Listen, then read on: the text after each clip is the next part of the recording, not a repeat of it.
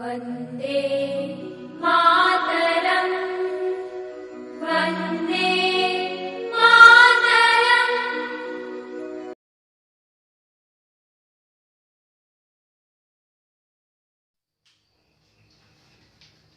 Hello friends, जय श्री कृष्णा। मैं अभी मौर्य आप लोगों का एक बार फिर से स्वागत करता हूं अपने इस YouTube फैमिली में। आज हम जो बात करेंगे वो बात करेंगे हिंदी की। यार, हिंदी की क्लासेस मैं पहले से ही अवेलेबल करा चुका हूं अपने इस प्लेटफॉर्म पे, ठीक है। बाकी यार, अगर उन क्लासों को आप लोगों ने नहीं अटेंड किया तो उन क्लासों का लिंक नीचे डिस्क्रिप्शन में आपको मिल जाएगा, या आप लोग प्लेलिस्ट में भी जा करके उन सारी क्लासों को आसानी से देख सकते हैं, ठीक है। तो वो फिलहाल में थी यार हमारी किससे रिलेटेड, वो थी यार साहित्य के इतिहास से रिलेटेड। लेकिन अब जो हम बात करेंगे वो बात करेंगे ग्रामर की। किसकी बात करेंगे? हिंदी ग्रामर की, ठीक है। बाकी यार कुछ दिनों बाद हम और क्लासेस अवेलेबल कराएंगे, चाहे वो हिंदी ग्रामर हो, इंग्लिश ग्रामर हो, कुछ भी हो। तो थोड़े दिनों के बाद आपको यार सारी क्लासेस इस प्लेटफॉर्म के माध्यम से अवेलेबल करा दी जाएगी, ठीक है। तो आज जो हम फिलहाल में बात करेंगे वो बात करेंगे हमारा हिंदी ग्रामर में एक चैप्टर पढ़े होंगे आप लोग 10th और 12th में। क्या पढ़े होंगे? समास पढ़े होंगे। क्या पढ़े होंगे? समास। फिलहाल में यार जो मेरे छोटे भैया हैं ना, छोटे भाई लोग हैं जो 10th और 12th में हैं बच्चे अभी, तो यार वो लोग भी इस क्लास को देख करके अपने ज्ञान का स्तर हाई लेवल का लेकर के जा सकते हैं, ठीक है। तो वो लोग भी 10th और 12th के बच्चे भी इस क्लास को अटेंड कर सकते हैं, ठीक है।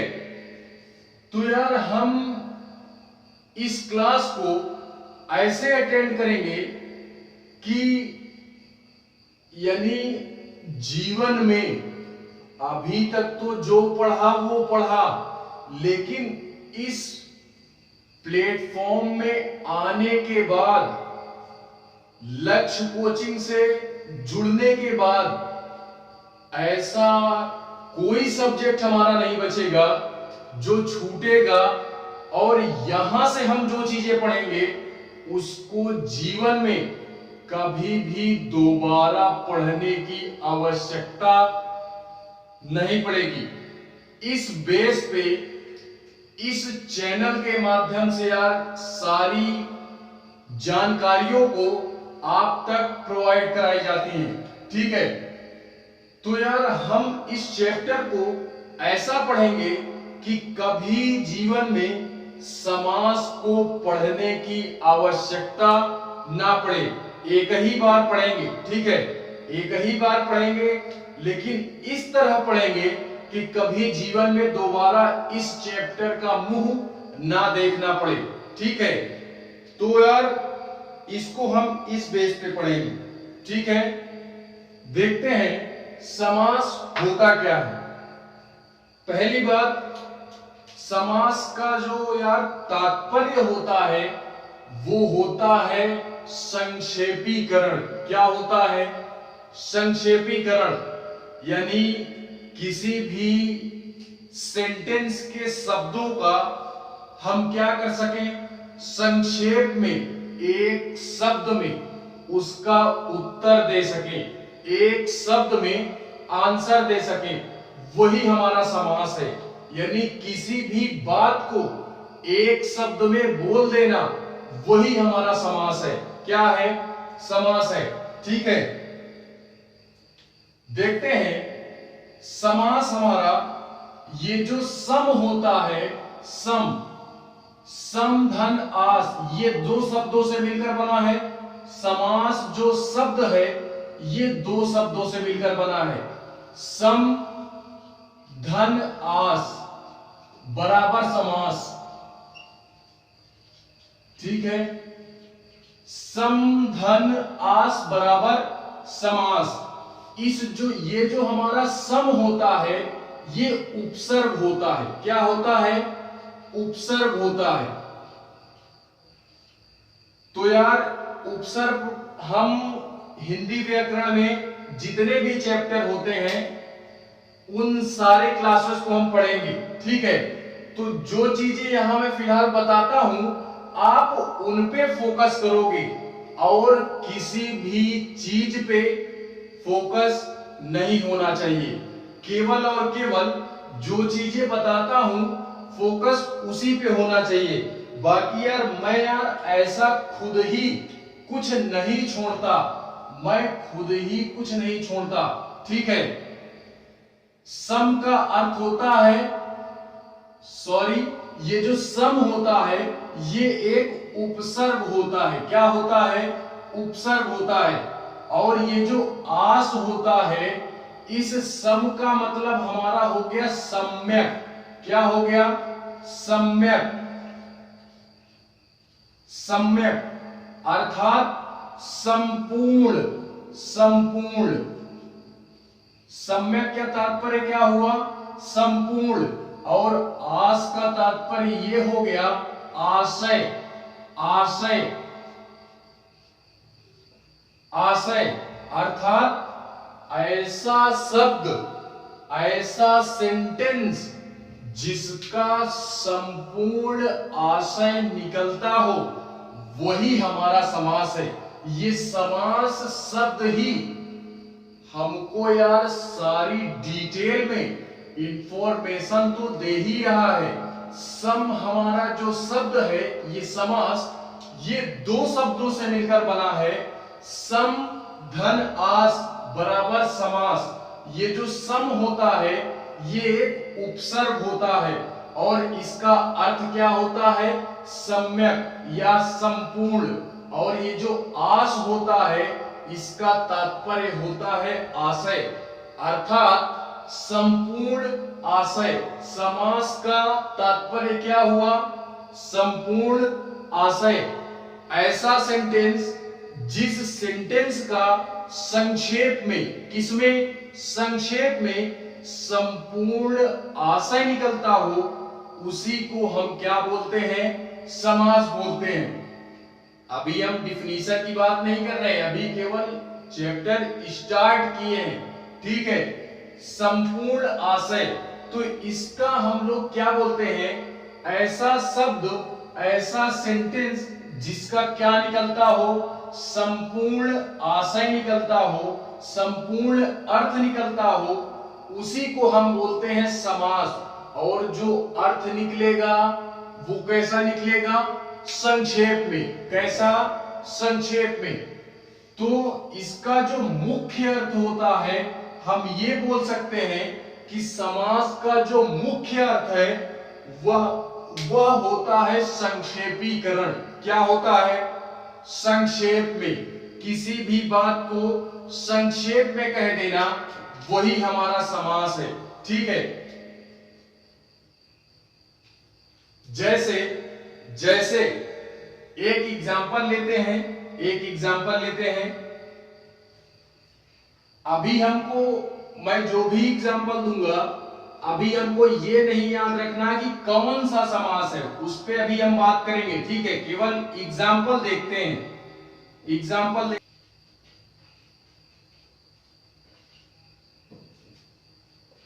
पीला है वस्त्र जिसका,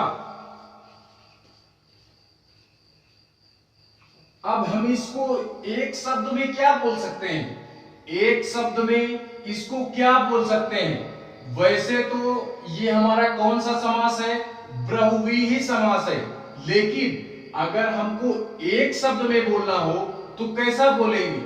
पीला है वस्त्र जिसका, अगर इसको एक शब्द में बोलना है तो पीला वस्त्र कौन धारण करता है? अर्थात श्री कृष्ण। पीला है वस्त्र जिसका, अर्थात पीतांबर, यानी हम क्या बोलेंगे? पीतांबर। क्या बोलेंगे?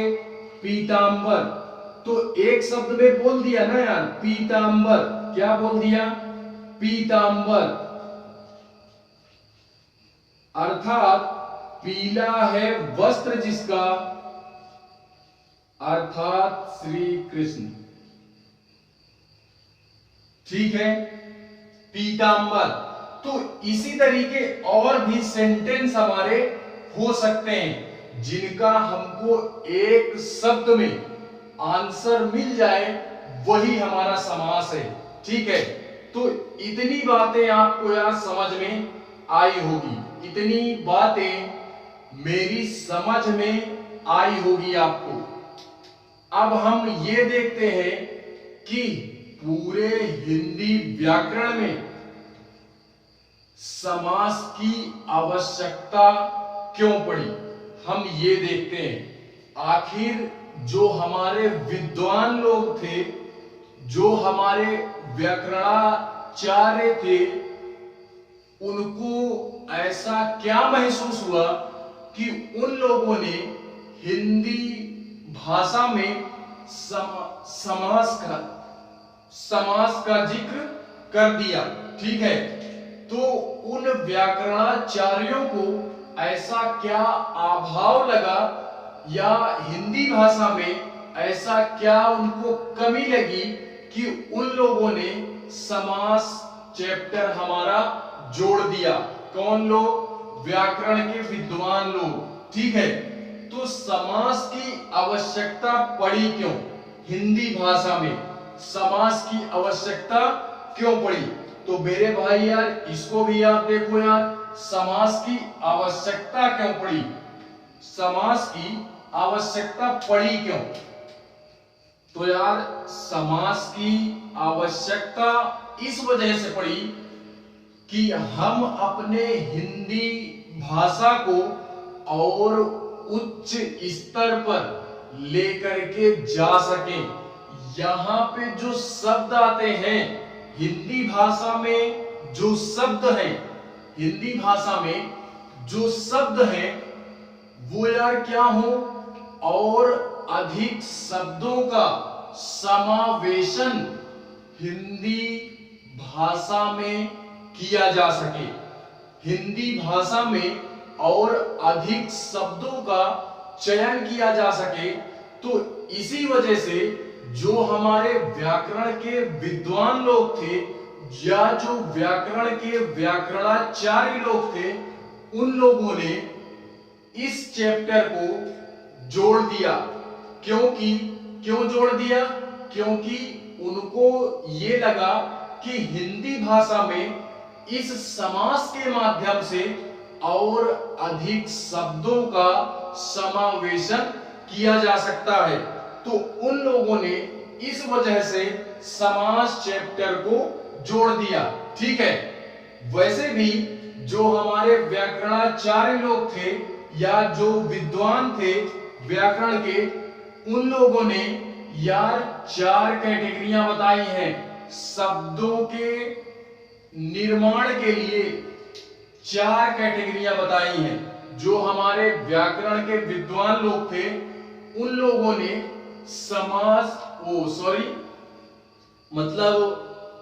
हिंदी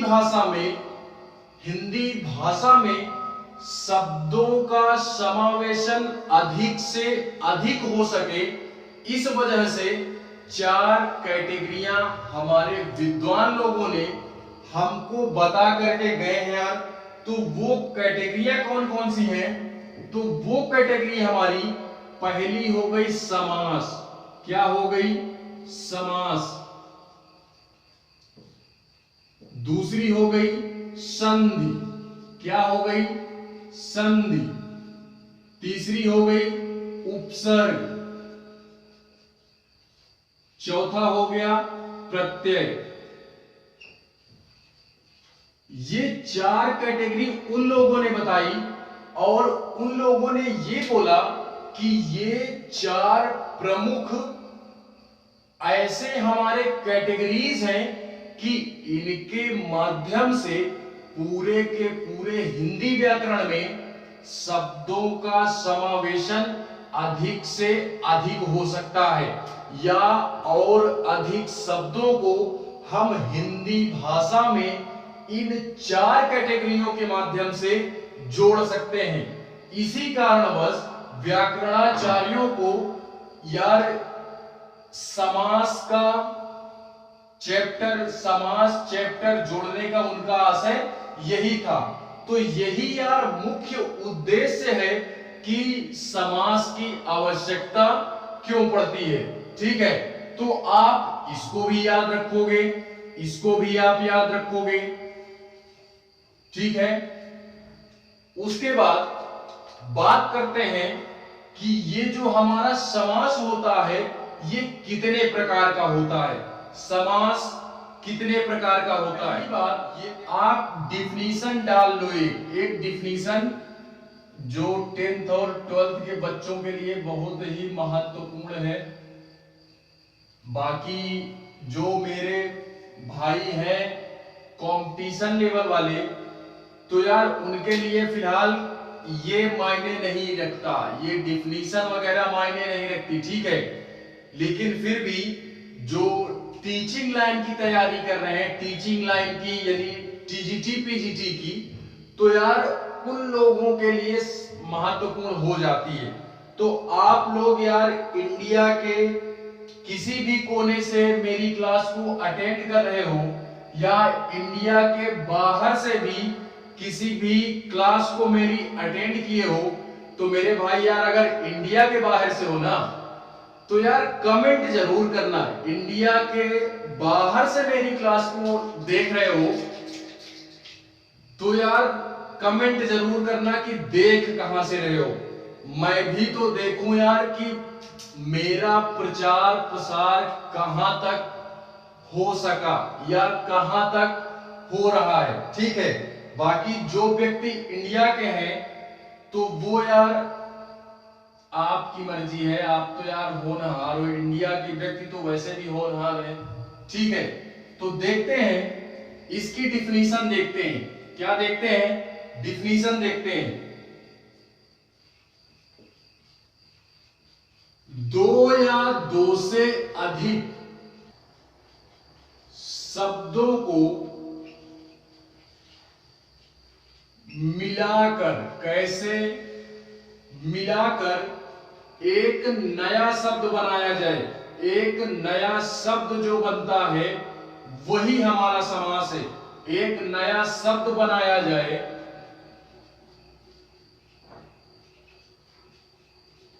वही हमारा समास है।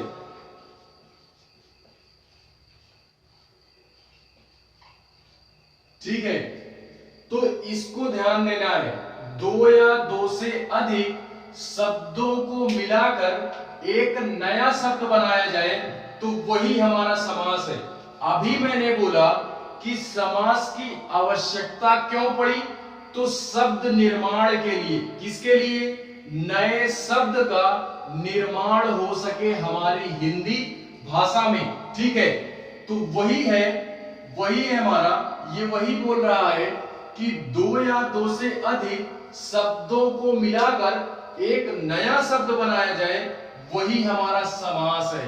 क्या है? समास है। ठीक है, टीजीटी पीजीटी वाले यार इसको याद रखेंगे। बाकी जो अन्य लेवल की तैयारी कर रहे हैं उनके लिए केवल यार वो विग्रह जो किया जाता है ना, वो याद रखेंगे। ये डिफिनीशन वगैरह से कोई मतलब नहीं है। बाकी जो 10th 12th वाले हैं वो यार याद रखेंगे, उनके लिए पूछ सकता है। 10th और 12th वाले वो याद रखेंगे। ठीक है, देखते हैं समास क्या है। 2 या 2 से अधिक शब्दों को मिलाकर एक नया शब्द बनाया जाए, वही हमारा समास है। ठीक है, तो ये डिफिनीशन याद रखोगे। फिलहाल में कोई भी एग्जैक्ट डिफिनीशन नहीं है, आप इस डिफिनीशन को समझ करके आप अपनी खुद से भी एक नई डिफिनीशन तैयार कर सकते हैं। ठीक है, देखते हैं समास जो हमारा होता है ये कितने प्रकार का होता है। तो यार ये मुख्यतः जो होता है ना, मुख्यतः वो होता 4 प्रकार का है। कितना? मुख्यतः 4 प्रकार का। लेकिन अगर गौण रूप में बात करें, गौण रूप में, तो ये 6 प्रकार का होता। यानी पहले जो हम पढ़ते थे वो केवल 4 ही प्रकार पढ़ते थे, लेकिन इस समय प्रेजेंट में जो पढ़ते हैं वो 6 प्रकार पढ़ते हैं। क्या पढ़ते हैं? 6 प्रकार पढ़ते हैं। तो क्वेश्चन यहां से ये बनेगा कि समास में मुख्यतः कितने प्रकार होते हैं। तो अगर मुख्यतः वर्ड लगा दिया, शब्दों पर फोकस मारोगे, अगर मुख्यतः वर्ड यूज कर दिया तो 4 में टिक करोगे, और अगर मुख्यतः ना यूज करके बोल दिया समास कितने प्रकार की होती है, तो 6 प्रकार की। कितने प्रकार की? 6 प्रकार की। और मुख्यतः कितने प्रकार की होती है? तो 4 प्रकार की। कितने प्रकार की? 4 प्रकार की। तो अब हम जो बात करते हैं वो बात करते हैं हमारी समास कितने प्रकार की या कितने तरीके की होती है। तो इन पूरे 6 का अध्ययन हम इस क्लास में करेंगे। ठीक है, पहली बात, मैं एक कविता के माध्यम से इसको यार आप लोगों को याद कराना चाहूंगा।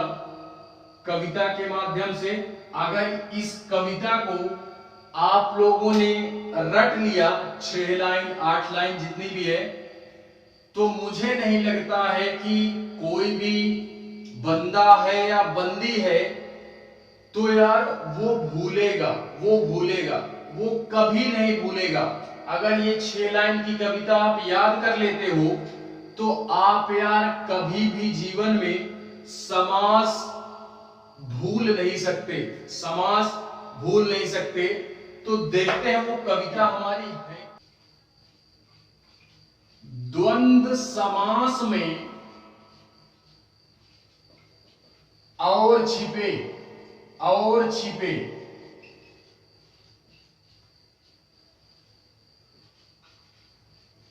द्विगु में पहला गणना पद आवत है, गणना पद आवत है, प्रधान बतावत है।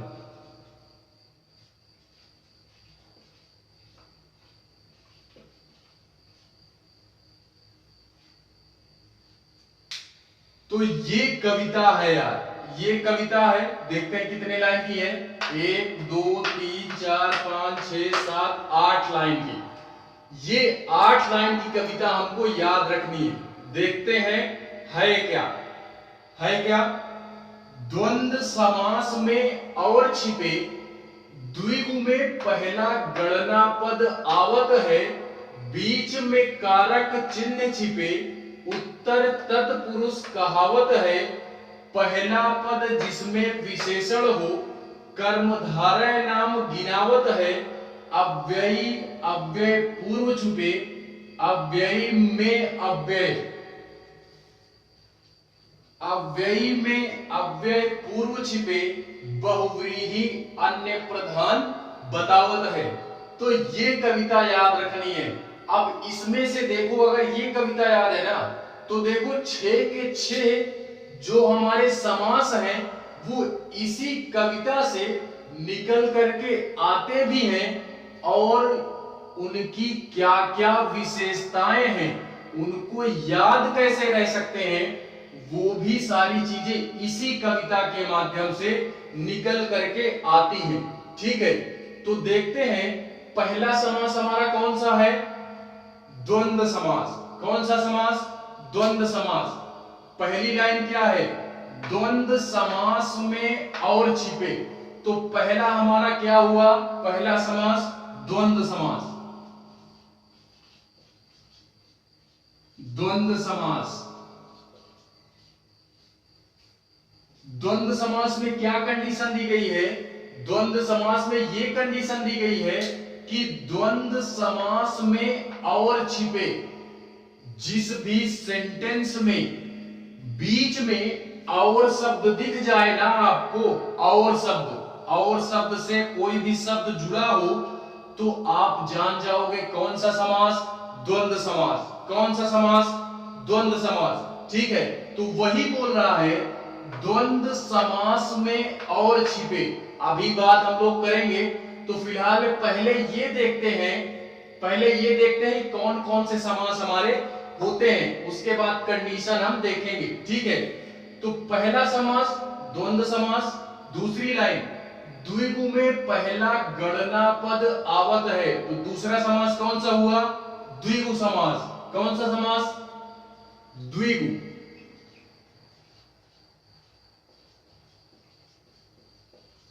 द्विगु समास। तीसरा हमारा क्या हुआ? बीच में कारक चिन्ह छिपे उत्तर तत्पुरुष कहावत है, तो तीसरा समास कौन सा हुआ? तत्पुरुष समास।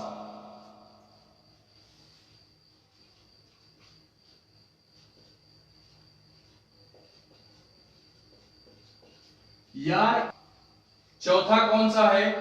पहला पद जिसमें विशेषण हो कर्मधारय नाम गिनावत है। कौन सा समास? कर्मधारय। कर्मधारय। ठीक है, ये हुआ चौथा।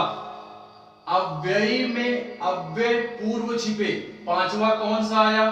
अव्यय भाव। अव्यय भाव पांचवा। अव्यय भाव, अव्यय समास। अव्यय भाव समास। ठीक है, एंड छठा जो है हमारा वो कौन सा है? बहुव्रीहि समास। कौन सा समास? बहुव्रीहि समास।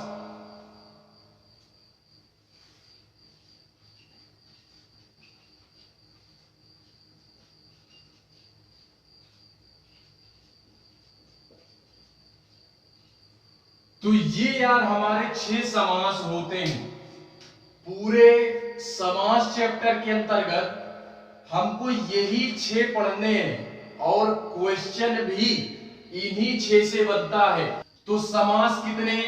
पहला समास द्वंद्व समास, दूसरा द्विगु समास, तीसरा तत्पुरुष, चौथा कर्मधारय, पांचवा अव्ययी भाव, छठा बहुव्रीहि समास। तो ये हमारे क्या होते हैं? 6 समास होते हैं। ठीक है, अब हम यार इनमें से एक एक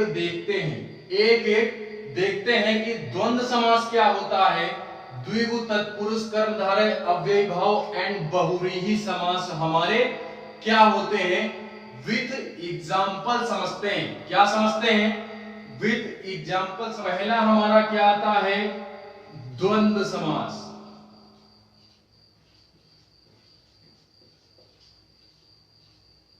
द्वंद्व समास, इसको याद रखने का सबसे बड़ा जो फैक्ट है वो इन्हीं कविता में छुपा हुआ है। कहां पे? इन्हीं कविता की लाइनों में छुपा हुआ है। लेकिन मैं पहले ये बता दूं कि ये कविता मेरे द्वारा नहीं बनाई गई। मैं किसी भी प्रकार का झूठ नहीं बोलता यार, तो इस कारणवश मुझे यार वाहवाही नहीं लूटनी। ठीक है, मुझे वाहवाही नहीं लूटनी है। ठीक है, तो मैं यार थोड़ा सा दिखावा मुझे कम पसंद है, दिखावा कम पसंद है, तो इस वजह से सत्य पे भरोसा करता हूं। सत्य बोलना थोड़ा सा ज्यादा होता है ना, हरिश्चंद्र के खानदान का हूं मैं। ठीक है, तो वही है कि ये मेरे द्वारा रचित नहीं है, ये एक हमारे पंडित है, कौन पंडित है, लेकिन फिलहाल में वो भी टीचर ही है, तो वो सर का नाम है पंडित अमरेश भट्ट, पंडित अमरेश भट्ट। मैंने इन्हीं से ये क्लास की थी, तो ये कविता मुझे उन्हीं सर जी ने बताई थी, तो वही है यार, पंडित अमरेश भट्ट जी के द्वारा ये कविता यार क्या की गई है, रचित की गई है। ठीक है, तो ये कविता उनके हस्त कलम द्वारा रचित है। देखते हैं द्वंद्व समास। क्या द्वंद्व समास? द्वंद्व समास में पहली बात आप इसको छोड़ दो, एक आप ये याद रखोगे, इसमें जो सबसे ज्यादा लड़के कंफ्यूज होते हैं वो है हमारा कि इसमें यार शब्द यूज होते हैं, दो शब्द यूज होते हैं, दो शब्द, इनको आप याद करोगे, पूरे समास में ये दो शब्द यूज होंगे, हर एक समास के साथ ये दो शब्द यूज होते हैं। कौन से कौन से? एक को हम बोलते हैं पहला पद, पहला पद और दूसरा पद, ये नाम आप सुने होंगे 10th 12th में, पहला पद और दूसरा पद, या प्रथम पद, प्रथम पद और उत्तर पद, उत्तर पद। ये नाम में लड़के कंफ्यूज होते हैं कि प्रथम पद क्या होता है और दूसरा पद क्या होता है, यानी प्रथम पद और उत्तर पद ये होता क्या है। ठीक है, तो ये आप यार अभी फिलहाल ये शब्द याद करो, अभी जैसे जैसे हम आगे बढ़ेंगे तो यार क्या करेंगे, सारी चीजें हम खुद ब खुद समझ जाएंगे, खुद ब खुद समझ जाएंगे। लेकिन फिलहाल में ये दोनों सेम है, चाहे प्रथम पद बोलो या पहला पद बोलो, ये दोनों सेम है, चाहे उत्तर पद बोलो चाहे दूसरा पद बोलो। ठीक है, तो इन दो शब्दों को पकड़ना है, इन दो शब्दों को पकड़ना है। द्वंद्व समास, कौन सा समास? द्वंद्व समास। द्वंद्व समास में ये बोला गया है कि द्वंद्व समास में दोनों पद प्रधान होते हैं, द्वंद्व समास में दोनों पद प्रधान होते हैं। क्या होते हैं? दोनों पद। यार कैमरे में आ रहा होगा तो अच्छा है, नहीं आ रहा हो तो मेरे शब्दों पे फोकस करना। ठीक है, मैं जो लिख रहा हूं वही बोल रहा हूं। ठीक है, फिलहाल ये कविता मैं मेटना नहीं चाह रहा, इस वजह से थोड़ा सा ज्यादा कोने में हो गया। दोनों पद प्रधान होते हैं। क्या होते हैं? दोनों पद प्रधान होते हैं। द्वंद्व समास में दोनों पद प्रधान होते हैं। पद क्या होता है? अभी मैंने बोला प्रथम पद, उत्तर पद, पहला पद, दूसरा पद, तो वही बोल रहा है द्वंद्व समास में दोनों पद क्या होते हैं? प्रधान होते हैं। और इसको याद रखने का कंडीशन क्या है?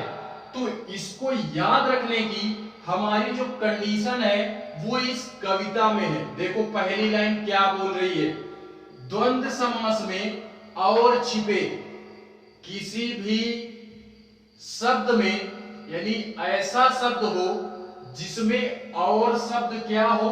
छिपा हो। कैसा हो?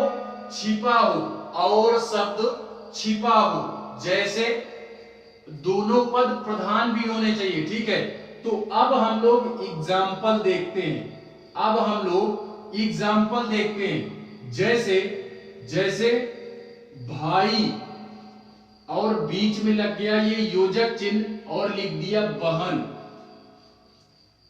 तो यार देखो दोनों पद प्रधान है। दोनों पद प्रधान का मतलब ये है कि दोनों शब्द अपने में महत्वपूर्ण है। कोई भी शब्द ना तो छोटा है ना बड़ा है, अर्थ में दोनों क्या है? दोनों ही शब्द अर्थवान है। तो पद प्रधान का मतलब यही है कि द्वंद्व समास में दोनों जो शब्द होंगे उन दोनों का अर्थ निकलना चाहिए। दोनों क्या होंगे? महत्वपूर्ण होंगे। ठीक है, तो जैसे हमारा एग्जाम्पल लिया भाई बहन, क्या लिया? भाई बहन। तो इसमें अगर द्वंद्व समास लिखना होगा तो भाई और बहन और शब्द जोड़ देंगे, भाई और बहन, ये हो गया। यानी ये और शब्द छिपा था। क्या था? छिपा था। इसी तरह और एग्जाम्पल लो।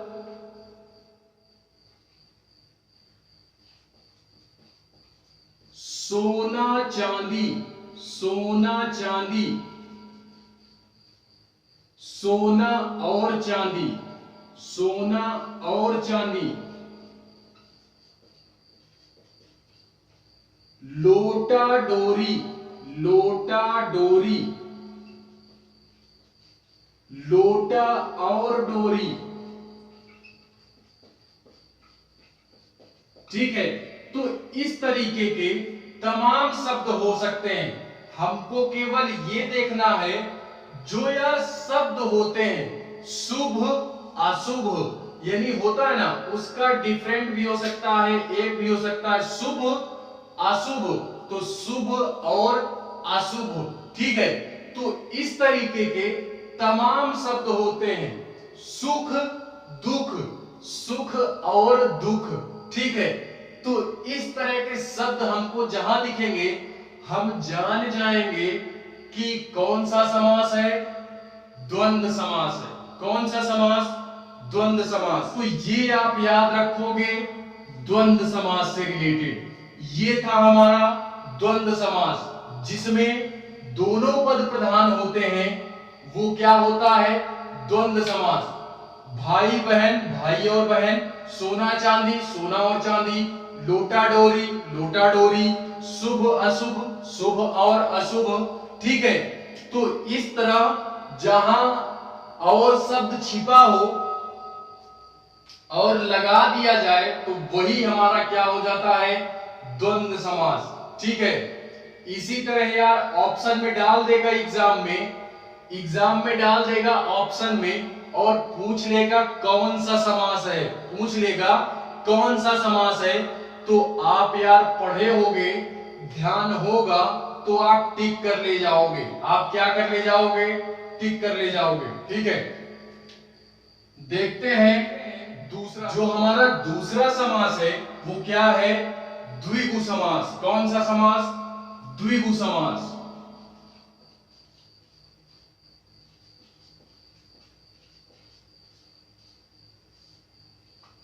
द्विगु समास, इसमें क्या बोला गया है कि द्विगु में पहला गणना पद आवत है।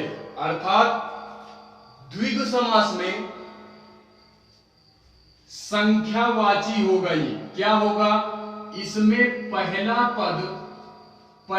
पद संख्यावाची होगा, संख्यावाची होगा।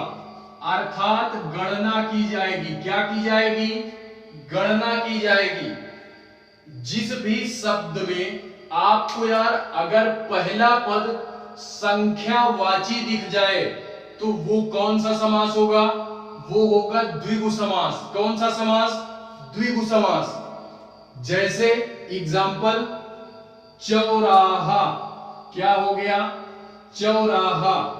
तो देखो इसमें दो पद हैं। ये चौ जो है ये प्रथम पद हुआ, प्रथम पद या पहला पद, और ये राहा ये क्या हुआ? द्वितीय पद या उत्तर पद, द्वितीय पद या उत्तर पद।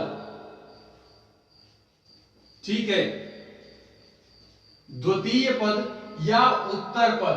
ठीक है, तो चौराहा में देखो ये पहला शब्द जो है ये संख्यावाची ही तो है, संख्यावाची ही तो है। चौराहा, चार राहों का समूह क्या कहलाता है? चौराहा। चौराहा किसको बोलते हैं? जिधर चार रास्ता होता है, चार राहों का समूह ही क्या कहलाता है? चौराहा कहलाता है।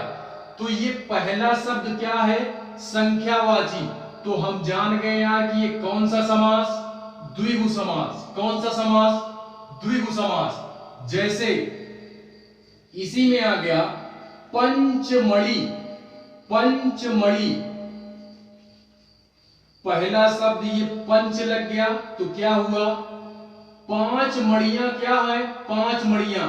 पांच मणियां, तो ये पहला शब्द जो है ये क्या है, नंबरिंग कर दी गई पंच। कितनी है, पांच। दूसरा और एग्जांपल देखते हैं, दुसुत्ती। दुसुत्ती, दुसुत्ती, तो यार दो सूत। क्या है, दो सूत, उसी को बोलते हैं दुसुत्ती। तो ये पहला शब्द क्या लिखा, दो। दो हमको क्या दिखा, दो। सॉरी यार, दो सुत्ती, तो इसमें यार क्या है, दो सूत, उसी को हम लोग दो सुत्ती बोलते हैं। तो ये पहला पद क्या दिखा, संख्यावाची। तो यार इन तीन एग्जाम्पल के माध्यम से आप समझ गए होंगे, आप समझ गए होंगे कि अगर पहले शब्द में हमको संख्यावाची दिख जाए पहला शब्द, तो हम जान जाएंगे कि कौन सा समास है, वो है द्विगु समास। कौन सा समास, द्विगु समास। ठीक है, तो आप यार इसको भी नोट करोगे, इसको भी नोट करोगे। देखते हैं तीसरा समास। तो इसीलिए यार हिंदी को हल्के में नहीं लेना, ठीक है। तीसरा समास, तीसरा समास क्या है, बीच में कारक चिन्ह छिपे उत्तर तत्पुरुष कहावत है। तो तीसरा क्या हुआ, तत्पुरुष समास। तत्पुरुष समास, तीसरा समास तत्पुरुष समास। इसमें क्या बोला गया है, उत्तर तत्पुरुष, मतलब बीच में कारक चिन्ह छिपे उत्तर तत्पुरुष कहावत है। तो यार कारक चिन्ह, ये भी चैप्टर जब मैं पढ़ाऊंगा कारक वाला, तो यार वहां पे सारी चीजें हमारी क्या हो जाएंगी, सारे डाउट हमारे वो कंप्लीट हो जाएंगे। ठीक है, तो डाउट लेने वाली दिक्कत नहीं है। यहां पे जो चीजें केवल बताई जा रही हैं आप उन्हीं पे फोकस करोगे। बाकी जब कारक चैप्टर हम पढ़ाएंगे कि कारक हमारे कितने होते हैं, कौन कौन से होते हैं, तो सारे डाउट आपके क्लियर हो जाएंगे। ठीक है, फिलहाल में ये देखते हैं कि जो तत्पुरुष समास होता है इसमें कारक चिन्ह छिपे होते हैं। क्या होते हैं, कारक चिन्ह छिपे होते हैं। कारक हमारे होते कितने हैं, तो कारक हमारे जो होते हैं वो 8 होते हैं। सुने होगे ना, कर्ता कारक, कर्म कारक, ठीक है, इस तरह वाले। तो इसी को हम पढ़ेंगे, इसका एक अलग चैप्टर है, तो इसको हम पढ़ेंगे। ठीक है, इसको हम पढ़ेंगे। देखते हैं तत्पुरुष समास में ये बोला गया है कि बीच में कारक चिन्ह छिपे उत्तर तत्पुरुष कहावत है। यानी इसमें क्या होता है कि जो उत्तर पद होता है ना वो प्रथम होता है। उत्तर पद इसमें क्या होता है, द्वितीय पद या उत्तर पद जिसमें प्रधान होता है, प्रधान होता है, यानी इसमें द्वितीय पद प्रधान होगा। इससे पहले जो दो हमने पढ़े वो क्या थे, तो द्वंद्व समास में याद करो दोनों पद प्रधान होते थे। यहां पे दूसरा पद प्रधान, यहां पे दूसरे पद की प्रधानता दी जाती है। और इसमें जो कारक यूज होते हैं ना वो केवल और केवल 6 कारकों का यूज किया जाता है। तत्पुरुष समास में कितने कारकों का यूज होता है, 6 कारकों का, जिसको हम लोग विभक्ति बोलते हैं, या शुद्ध हिंदी बोलना चाहूं तो परसर्ग बोलते हैं। परसर्ग,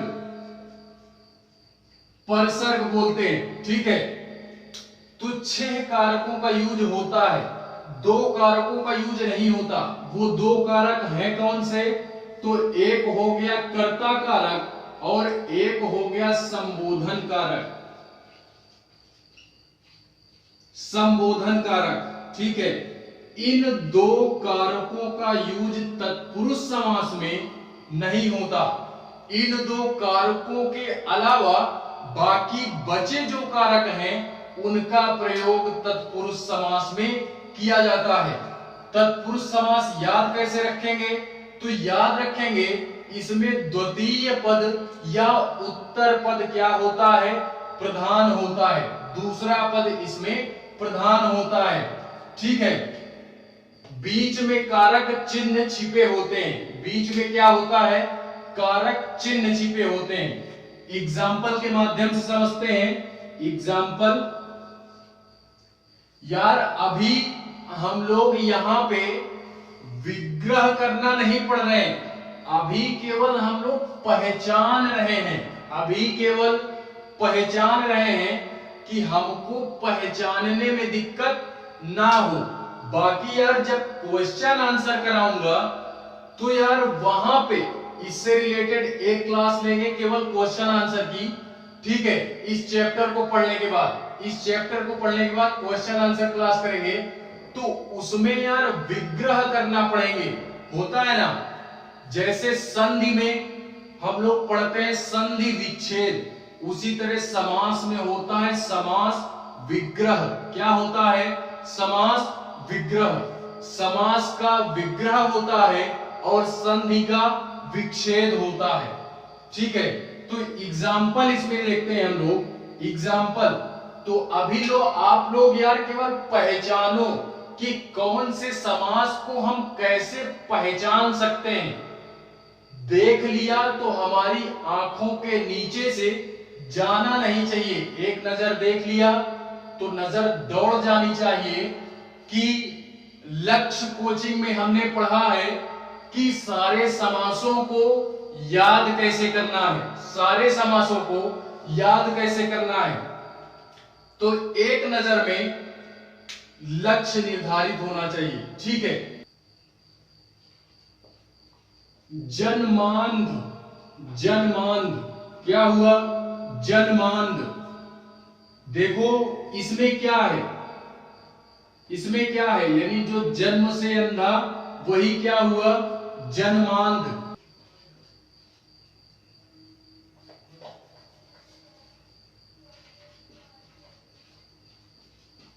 जन्म से अंधा, ये देखो ये बीच में कारक चिन्ह ही तो है जो ये से यूज कर दिया गया। से, जन्मांध का मतलब क्या हुआ? जन्म से अंधा। जन्म से अंधा, उसी को हम लोग जन्मांध बोलते हैं एक शब्द में, ठीक है।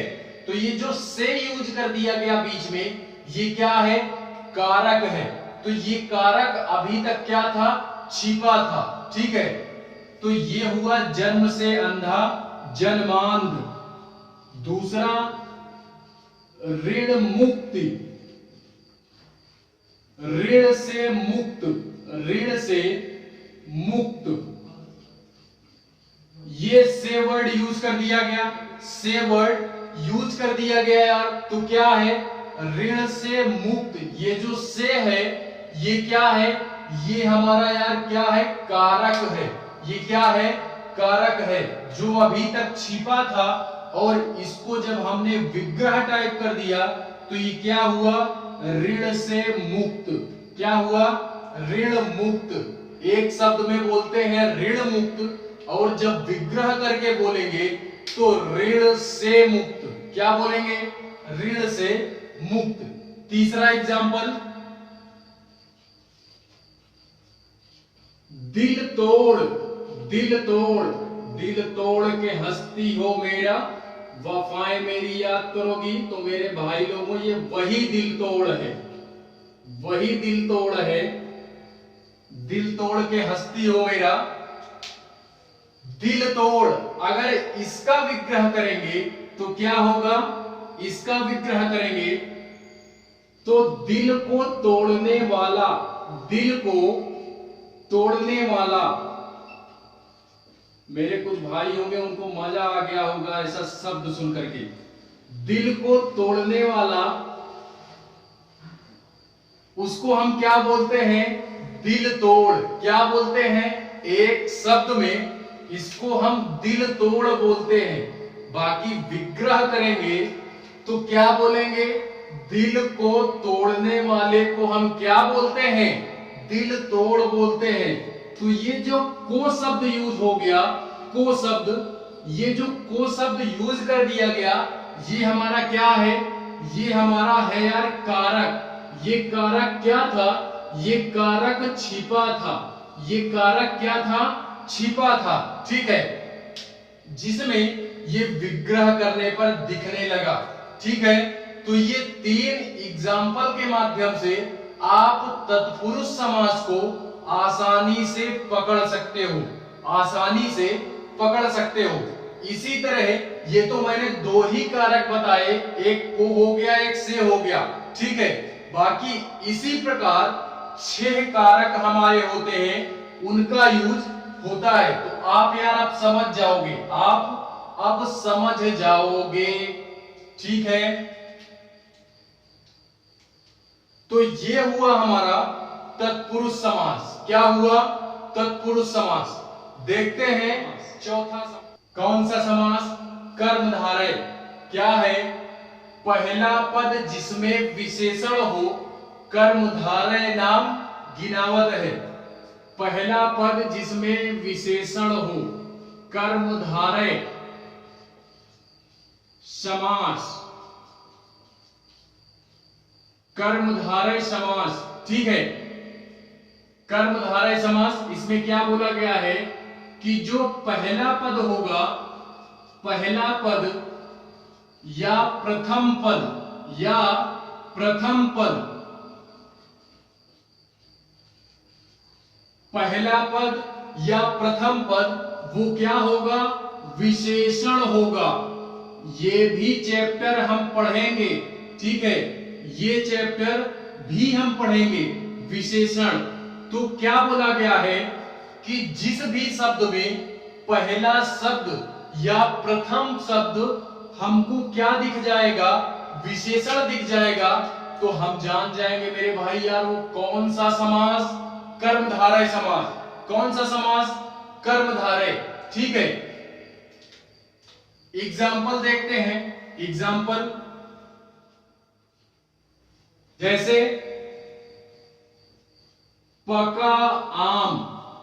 पका आम, पका क्या हो गया? प्रथम पद, प्रथम पद, प्रथम पद। ये हो गया उत्तर पद।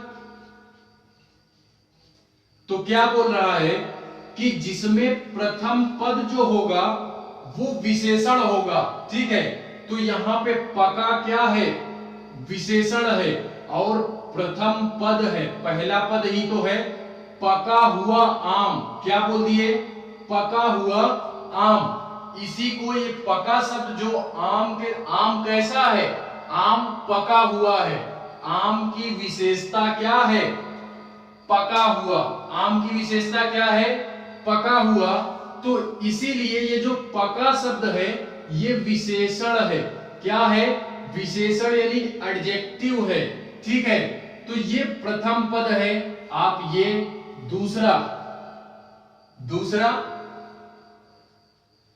काली गाय। काली गाय, गाय कैसी है? काली है। कैसी है? काली है। कौन सा समास? कर्मधारय समास। तीसरा लाल रंग। रंग कैसा है? लाल। कौन सा समास? कौन सा समास? कर्मधारय। ठीक है, तो आप लोग यार समझ सकते हो इन्हीं 2-3 एग्जाम्पलों के माध्यम से कि जिस भी शब्द में पहला पद या प्रथम पद विशेषण हो, कौन सा समास कहलाएगा? कर्मधारय समास। कौन सा समास? कर्मधारय। देखते हैं अगला समास। पांचवा समास अव्ययी में अव्यय पूर्व छिपे बहुव्रीहि नाम गिनावत है। तो अव्यय में पांचवा समास कौन सा? अव्यय भाव। अव्यय भाव, अव्यय भाव समास, ठीक है। अव्यय भाव समास पांचवा समास है, ठीक है। इसमें क्या बोल रहा है? इसमें ये बोल रहा है कि अव्यय में अव्ययी में अव्यय पूर्व छिपे। यार अव्यय का मतलब क्या होता है? अव्यय का मतलब पहले ये देख लो तो आप समझ जाओगे। अव्यय का मतलब क्या होता है? आ का मतलब नहीं, आ का मतलब नहीं, और व्यय का मतलब खर्च ना होना, यही जानते हैं। अव्यय का मतलब खर्च। तो ऐसा शब्द जो खर्च ना हो, यानी जो हमेशा स्थिर रहे, हटे नहीं, तो कौन सा समास? अव्ययी भाव। कौन सा समास? अव्ययी भाव, ठीक है। अव्ययी भाव, इसको याद करने का आप इससे भी याद रख सकते हो कि अव्यय का मतलब क्या होता है? आ का मतलब नहीं, खर्च का मतलब यानी व्यय का मतलब खर्च करना। तो पहला शब्द जिसमें का हटाया ना जा सके या खर्च ना हो, ठीक है, तो वो क्या होगा? अव्ययी भाव। क्या होगा? अव्ययी भाव। इसमें पहला पद अव्यय होगा। क्या होगा? अव्यय होगा। इसमें पहला पद क्या होगा? अव्यय होगा, ठीक है। पहला पद अव्यय होगा। देखो एग्जाम्पल समझते हैं। एग्जाम्पल जैसे जैसे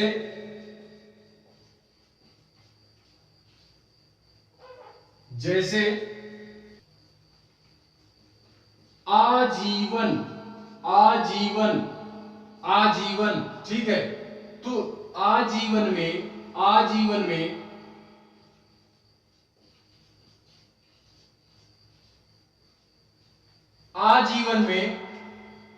में क्या है यार? देखो आ शब्द नहीं हटाएंगे, ये शब्द हटा देंगे तो दूसरा शब्द बन जाएगा। क्या बनेगा? दूसरा शब्द आ मरण मैं बोल दूं तो पहला शब्द हटा क्या? नहीं। पहला शब्द हटा क्या? नहीं। तो यही बोल रहा है जिसमें पहला पद ना हटाया जाए, पहला पद अव्यय हो, अव्यय मतलब खर्च ना हो, हटाया ना जा सके, और दूसरा पद कुछ भी हो सकता है, दूसरा पद कुछ भी हो सकता है, तो हमारा कौन सा समास? अव्ययी भाव। कौन सा? अव्ययी भाव। देखते हैं एक और एग्जांपल देखते हैं। प्रतिदिन, प्रतिदिन, अगर मैं प्रति को ना हटाऊं, प्रति को ना हटाऊं, दिन को हटा दूं, पहला पद अव्ययी होगा, तो प्रति को नहीं हटाएंगे और दिन को हटा देंगे। अगर मैं यहीं पे लिख दूं प्रतिवर्ष, प्रतिवर्ष, तो पहला वर्ड चेंज हुआ क्या? नहीं। पहला वर्ड चेंज हुआ क्या? नहीं। फर्क जो पड़ा हमारा वो दूसरे में पड़ा। कहां पे? दूसरे में। तो इसी तरीके तमाम यहां सेंटेंस हो सकते हैं। प्रतिवर्ष, प्रति माह, प्रति हफ्ता, प्रत्येक दिन, प्रत्येक माह, इस तरह यार तमाम वर्ड हो सकते हैं कि पहला शब्द में कोई चेंजमेंट नहीं होगा, पहले शब्द में किसी भी प्रकार का कोई चेंजमेंट नहीं होगा और दूसरे शब्द में चेंजमेंट हमारा देखने को मिल जाएगा। तो कौन सा समास? अव्ययी भाव। कौन सा? अव्ययी भाव, ठीक है। तो पहचानना आना चाहिए। जितने भी कॉम्पिटिटिव लेवल के हैं, कॉम्पिटिटिव लेवल के, तो यार वहां पे केवल और केवल हमको पहचानना है, पहचान करके टिक मारना है। जितनी जल्दी पहचान के टिक मारोगे उतनी जल्दी यार क्या होगा, पेपर हमारा सॉल्व हो जाएगा। अन्यथा यार वही होगा कि भैया हमारा ये छूट गया, ये छूट गया। ठीक है, तो पहचानना आना चाहिए। बाकी डिफिनीशन वगैरह छोटे बच्चों का काम है, 10th 12th वालों का काम है। ठीक है, ये सब छोटे बच्चे करते हैं, डिफिनीशन याद करना, रटना वगैरह सब बच्चों का काम होता है। ठीक है, तो आप यार बच्चे मत बनो, आप बच्चे मत बनो। पांचवा अव्ययी भाव समास कंप्लीट होता है। इसको भी मुझे यही आशा है कि आप लोग पहचान जाओगे, अव्ययी भाव समास। दूसरा एंड लास्ट समास जो है हमारा बहुव्रीहि समास। कौन सा? बहु पढ़ चुके हो आप लोग तो थोड़ा थोड़ा याद तो आ रहा होगा।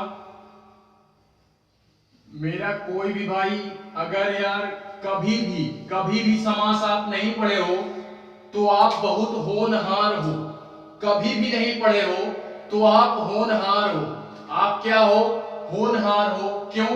क्योंकि जो मेमोरी खाली होती है, जो मेमोरी खाली होती है उसमें यार अपलोडिंग ज्यादा जल्दी होता है, और जो पहले से वायरस भर करके रखा है उसमें अपलोडिंग देर में होती है। तो यार आप होनहार हो कि आप पहले नहीं पढ़े, आप मेरी क्लास पढ़ो, उसके बाद आपको कोई डाउट नहीं। तो जो पहले से पढ़ करके रखा है वो अपने माइंड में पहले से वायरस भर करके रखा है। ठीक है, तो उसमें अपलोडिंग देर में होगी, और आपने कभी नहीं पढ़ा तो आपकी अपलोडिंग तेज होगी, आपकी अपलोडिंग तेज होगी। तो आप यार इसीलिए होनहार हो कि पहले नहीं पढ़े। ठीक है, बहुव्रीहि समास अन्य प्रधान होता है। क्या होता है? बहुव्रीहि समास अन्य प्रधान बतावत है। क्या बोल रही कविता? क्या बोल रही है? बहुव्रीहि अन्य प्रधान बतावत है, पंडित अमरेश भट्ट। ये इनकी कविता हमारी है। ठीक है, तो इसमें बोल रहा है कि इसमें दोनों ही पद प्रधान नहीं होंगे, प्रधान नहीं होंगे। दोनों ही पद प्रधान नहीं होंगे, दोनों ही पद प्रधान नहीं होंगे। अर्थात जब यार दोनों पद प्रधान नहीं होंगे तो कोई तीसरा पद प्रधान होगा। तो बिल्कुल सही, इसमें जो होगा वो तीसरा पद प्रधान होगा। तीसरा पद प्रधान होगा। कौन सा? तीसरा। तो जैसे एग्जाम्पल देखते हैं, एग्जाम्पल देखोगे तो बड़ी जल्दी से आप अपलोडिंग कर पाओगे, बड़ी जल्दी में। ठीक है, वीणा वादनी, वीणा वादिनी, वादिनी, इसको देखते हैं। वीणा वादिनी, इसमें देखो यार, इसमें देखो वीणा वादिनी अर्थात वीणा को धारण करने वाली, अर्थात सरस्वती जी। कौन? सरस्वती जी। वीणा को धारण करने वाली कौन? सरस्वती, वही धारण करती है ना। ठीक है, तो इसमें यार क्या बोल रहा है? वीणा को धारण करने वाली। तो इसमें देखो इस शब्द का कोई मतलब नहीं, वीणा वादनी लिखा है तो हमको इससे कोई मतलब नहीं। इसमें तीसरा पद प्रधान हो रहा है, अर्थात सरस्वती। सरस्वती ये तीसरा पद है। क्या है? तीसरा पद है। क्या है? तीसरा पद है। ठीक है, इसी तरीके पीतांबर, पीतांबर, पीतांबर, क्या हुआ? पीतांबर। पीतांबर में क्या है? पीतांबर में क्या है? पीतांबर में ये है, पीला है वस्त्र जिसका, पीला है वस्त्र जिसका। तो कौन हुए? कृष्ण जी, अर्थात श्री कृष्ण। पीला है वस्त्र जिसका अर्थात श्री कृष्ण, तो उनको पीतांबर की उपाधि दी गई है, ठीक है। तो इसीलिए इसी तरीके यार देखो पीतांबर शब्द का कोई मतलब नहीं है, यहां पे जो प्रधानता दी जा रही है वो तीसरे शब्द की दी जा रही है, जो शब्द निकल करके आ रहा है, नया जो बन रहा है, ठीक है। तो समास यार इसी वजह से बनाया गया कि नए नए शब्द इसमें जुड़ सकें, हिंदी भाषा में नए नए शब्द जुड़ सकें। अब देखो पीतांबर से यार एक नया शब्द निकल गया ना, श्री कृष्ण। वीणावादनी से एक नया शब्द बन गया ना, सरस्वती, ठीक है। तो इसीलिए व्याकरणाचार्यों ने क्या किया था, समास चैप्टर की हमारे क्या की थी, निर्माण किया था समास चैप्टर का, ठीक है। तो इसी तरीके आप यार और भी लिख सकते हो, आप और भी लिख सकते हो दशानन। दशानन, दशानन का मतलब क्या है, देखो इसमें ये हमारा क्या है, दशानन में आप फोकस करोगे, दशानन में 10 मुखों वाला, अर्थात जिसके 10 सिर हैं वो कौन है, रावण। कौन है, रावण। तो उसको हम क्या बोलते हैं, दशानन बोलते हैं। तो ये तीसरा पद प्रधान हुआ, रावण को प्रधानता दी जा रही है। 10 सिर किसके, रावण के। दशानन किसको बोलते हैं, देखो यहां पे दशानन का कोई अर्थ नहीं निकल रहा है, दशानन का ऐसा नहीं कि अर्थ नहीं निकल रहा है, दशानन का अर्थ है यानी 10 मुखों वाले को हम क्या बोलते हैं, दशानन। तो इसको प्रधानता यहां पे नहीं दी जा रही, प्रधानता दी जा रही तो किसको, रावण को, यानी जो नया शब्द निकल करके आ रहा है, ठीक है। तो आई होप यार आप समझ गए होंगे, इन 3 एग्जाम्पलों के माध्यम से आप समझ गए होंगे बहुव्रीहि समास हमारा क्या हो। यार एक चीज और देखो, इस दशानन में एक समास और छिपा है, इसमें यार लोग कंफ्यूज हो जाएंगे, क्या होंगे, एग्जामिनर यार इस शब्द में कंफ्यूज कर देगा, एग्जामिनर इस शब्द में कंफ्यूज कर देगा। बोलो क्यों, क्योंकि अभी मैंने बोला था किस समास में, द्विगु समास में, कि पहला पद क्या होगा, संख्यावाची होगा। तो इसमें तो यार पहला पद संख्यावाची दिख रहा है, क्या दिख रहा है, अभी मैंने बताया था चौराहा, तिराहा, दुसुत्ती वगैरह, ठीक है। तो पहला शब्द क्या दिख रहा था हमको, पहला शब्द संख्यावाची, तो इसमें भी तो पहला शब्द है यार, इसमें भी तो पहला शब्द संख्यावाची है, 10 मुख, दशानन 10 मुख। तो यार इसमें आपको कंफ्यूज नहीं होना है, ये दोनों ही हो सकता है, दोनों समास हो सकता है, दशानन दोनों समास हो सकता है, बहुव्रीहि समास भी हो सकता है और द्विगु समास भी हो सकता है। क्वेश्चन में अगर देगा तो एक या तो हटा देगा, एक या तो रख देगा, कभी दोनों नहीं देगा। या तो पूछ लेगा दशानन में कौन सा समास है, या तो डाल देगा बहुव्रीहि समास, बहुव्रीहि समास डालेगा तो द्विगु समास नहीं डालेगा, और द्विगु समास डालेगा तो बहुव्रीहि समास नहीं डालेगा, ठीक है। तो इस फर्क को समझना है, ठीक है। इसीलिए बोलता हूं कि इतना माइंड में अपलोडिंग कर लो कि मेमोरी हैक ना हो सके, मेमोरी हैक ना हो सके। तो यार रमा रखना है अपने माइंड को, होता है ना रिवीजन के तौर पे, ग्रीसिंग करते रहो, क्या करते रहो, ग्रीसिंग करते रहो, ठीक है। तो ये थे यार हमारे कुछ समास से रिलेटेड चैप्टर था, जो आज यहीं पे क्या होता है, हमने इसको शुरू भी किया और समाप्त भी किया, ठीक है। तो मुझे जहां तक लगता है अब किसी भी व्यक्ति को समास को पहचानने में किसी भी प्रकार की कोई दिक्कत नहीं होनी चाहिए।